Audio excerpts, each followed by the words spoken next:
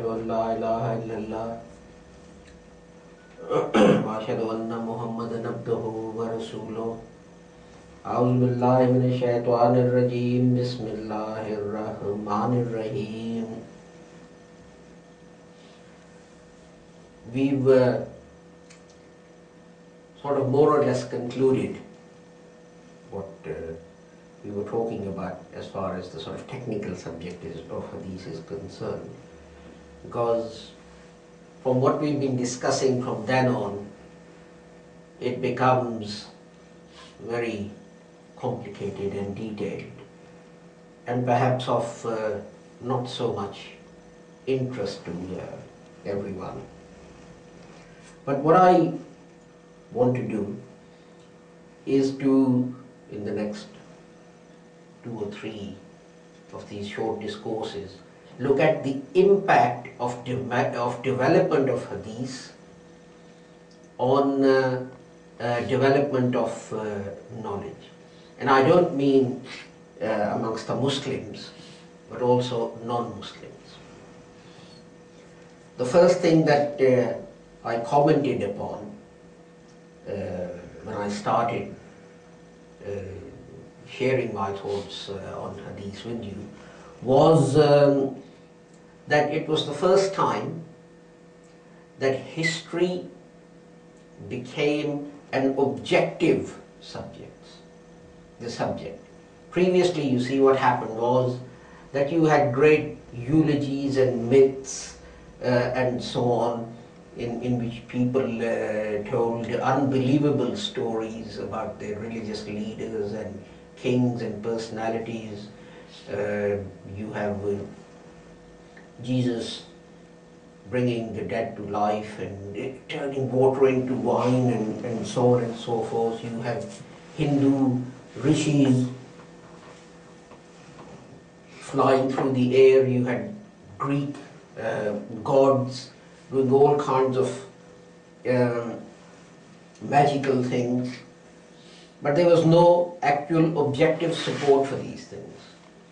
It was the compilers of Hadith who first established the principle that if you're going to, in their case, attribute something to the Holy Prophet Muhammad, you have to have evidence that takes you back to the person who said it. So from then on, history became the objective study of what people had done and said, rather than, this sort of mythological fairy storytelling that it was up till that time. Those who used Hadith, so that was the first thing, and I think I spoke on that at length earlier on, so I won't repeat the whole thing. The next thing that was established was this, that no one is above the law. No one at all is above the law. And that was the second principle that was established by compilers of Hadith. Not only compilers, but also those who used Hadith. The example I gave in the khutbah earlier on about someone putting a problem to Hazrat Abu Bakr Siddiq Radhiyallahu Ta'ala, companion of the Holy Prophet, giving a reply. But Hazrat Abu Bakr saying, have you got any evidence? Have you got anyone else who can support this contention that the Holy Prophet Muhammad did indeed give this judgment? Again, I think it was last time that I gave a similar example from Hazrat Umar's lifetime, that he went to visit someone and knocked on the door, etc., etc. And in fact, in 1 or 2 cases, these companions, Radhiyallahu Ta'ala anhum, objected. They said, do you think I'm dishonest? Do you think I'm lying? And they said, no. We have no doubt at all about your honesty or your truthfulness. But the principle is this, that if someone says something, he should provide evidence to justify that. So they established this principle that no one is above the law. Now you see, these days it will seem to you, well, why is he going on about this? Everyone knows that. But even today, in United Kingdom, the monarch is above the law.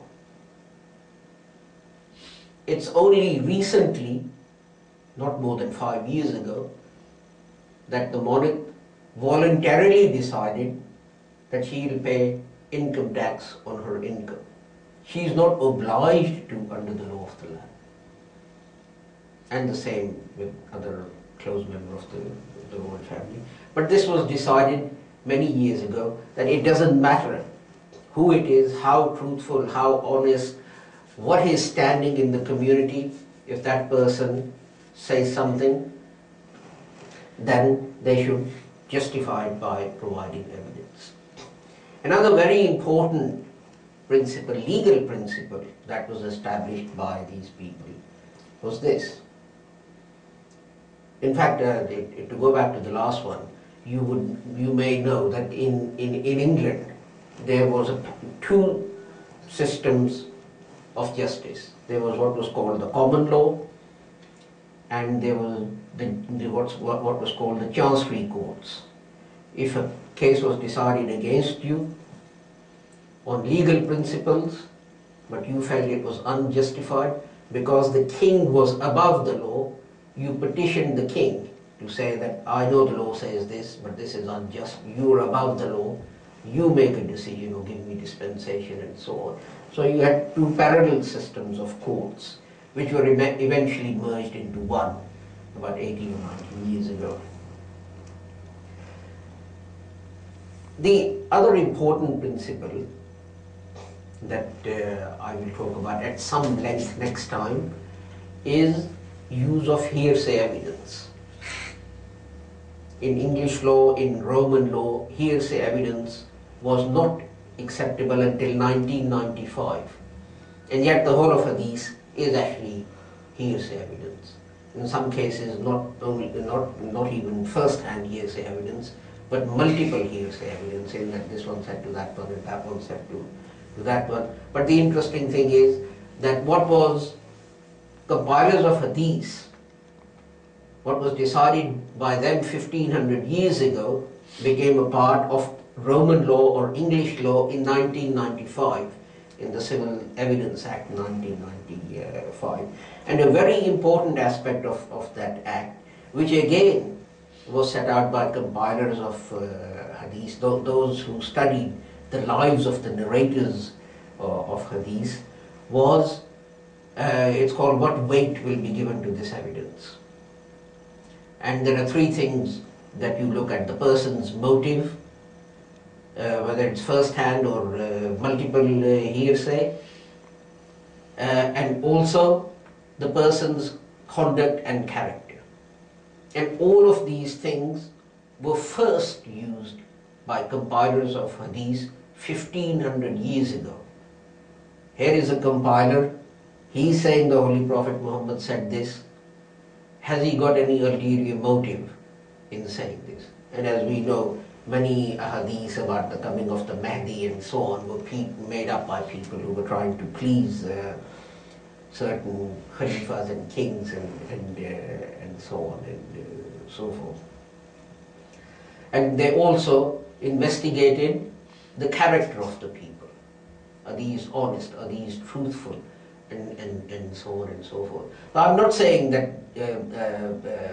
British law actually studied how Hadith was compiled and then based the Civil Evidence Act 1995 on that. But what I'm saying is this: when people say fiqh is old-fashioned, Islam is old-fashioned, it is 1500 years old, what I'm saying to you is this, that the principles of Islamic law, some of them are only now being implemented in Roman law or British law, such as the example that I've given about what hearsay evidence is, whether it can be taken into account, if it's taken into account, what weight should be given to it, and so on and so forth.